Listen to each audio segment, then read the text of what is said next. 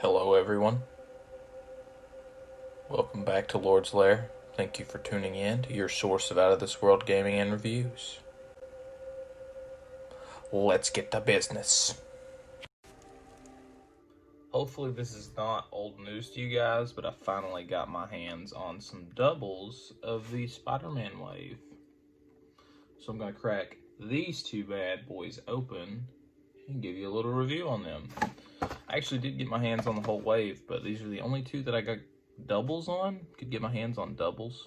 I'm sure they'll come eventually, but let's crack them open, see what you think. I actually thought that I'd show you guys a little bit different part of the process this time. As I mentioned in my last video, I am an out-of-box collector for the most part, although I do collect in-box as well. I actually have this full set in box, and then as I said, this was the extras that I could get.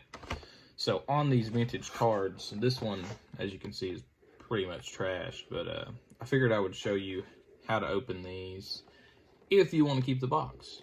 It's fairly simple. Just need your sharp knife, which actually I'm missing my X-Acto knife. That's what I usually use on these things, but any pocket knife will do as long as it's decently sharp and won't just rip the package instead of cutting it. So on these vintage cards, on the bottom, there's a part that's hollow here. You can actually get stuff under it. I don't know if you can see that, how well you can see that, but my knife is already up in the package. That was without cutting anything. So if you just go along the seam here,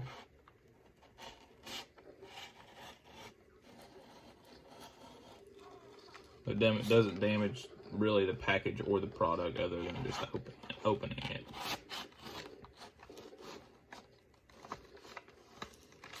It is a little tricky to get the figure itself out this way, because I just slice the bottom. I don't go any farther than that. I'll cut the sides.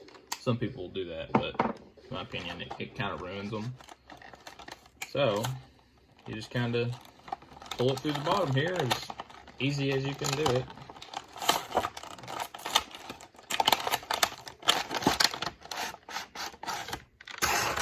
And that's how you get them out of package without like opening the whole back piece off. So now I'm going to do this to the Electro and get them both out of their plastic pieces so you don't have to hear me crunching the shell. So here we go. Okay, here they are out of package. Upon first glance, there are some paint issues that I'll get down to here in just a moment and show you.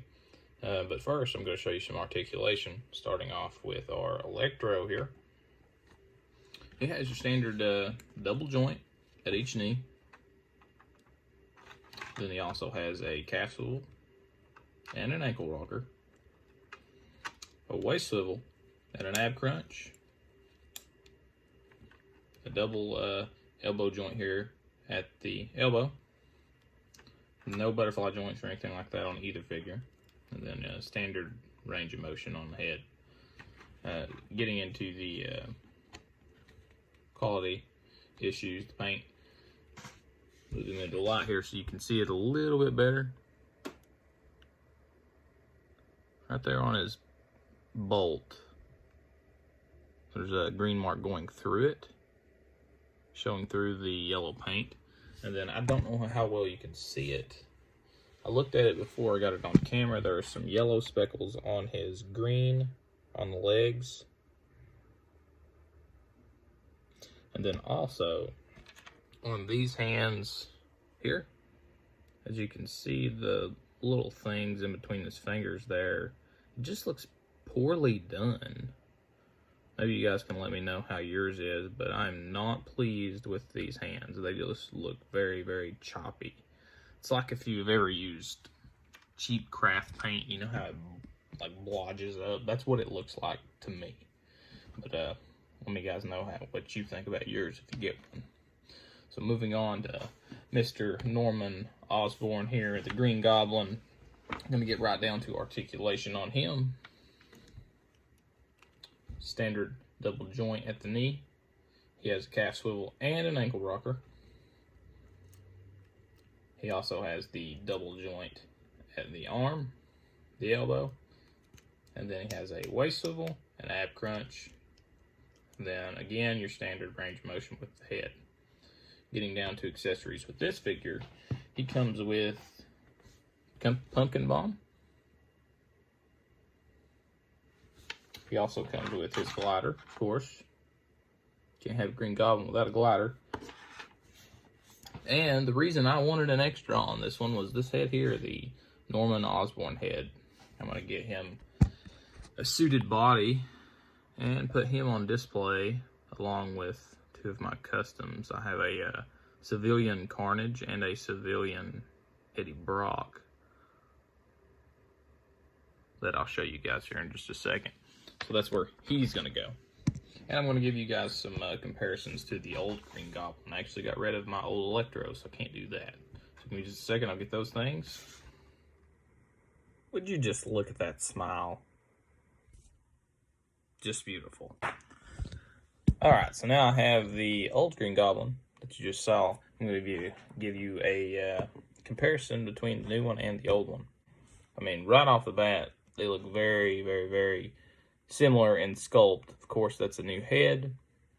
Looks like everything else, body-wise, is pretty much the same, just a repaint. Although I do like the classic look a little better. And then he does also have his satchel on both figures. He does not have the neck scarf on the old figure.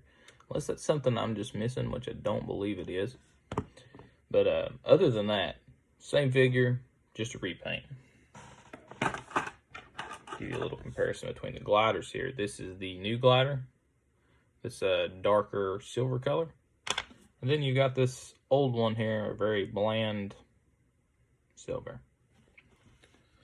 And as promised, I figured I'd show you guys my civilian Eddie Brock and my civilian Carnage.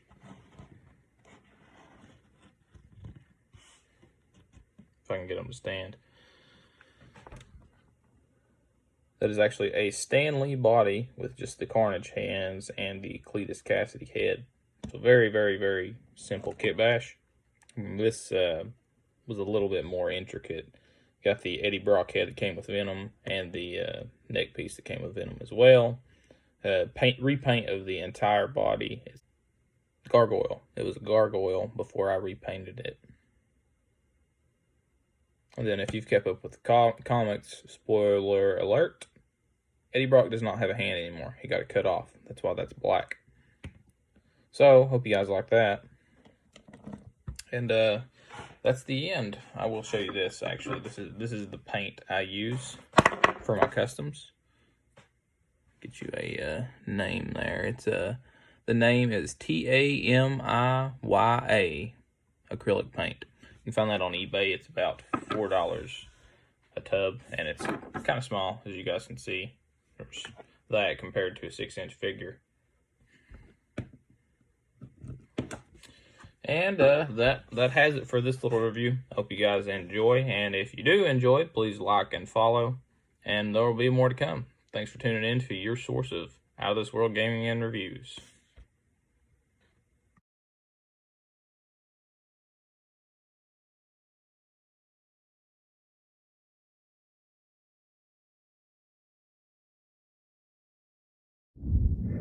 Hopefully this is not old news to you guys.